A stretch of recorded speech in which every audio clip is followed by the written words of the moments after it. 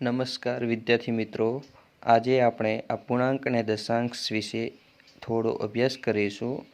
તેમાં એક દાખલા નંબર જોઈશું, જેમાં 14/26 ભાગ્યા 35/39 બરાબર પ્રશ્નાર્થ ચિહ્ન.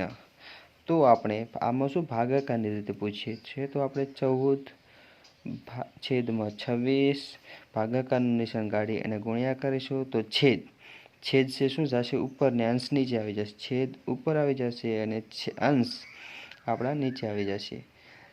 પ્રશ્નાર્થ ચિહ્નનું પ્રશ્નાર્થ ચિહ્ન. તો આપણે 7ના ઘડિયામાં 7 દુ 14, 13ના ઘડિયામાં 13 દુ 26 ગુણ્યા 13 તરી 39 અને 7 પચું 35. હવે આ 7 ઉડી જશે, આ 13 ઉડી જશે, આ બે ઉડી જશે, તો છેદમાં વધશે 3/5. આ આપણો જવાબ થશે.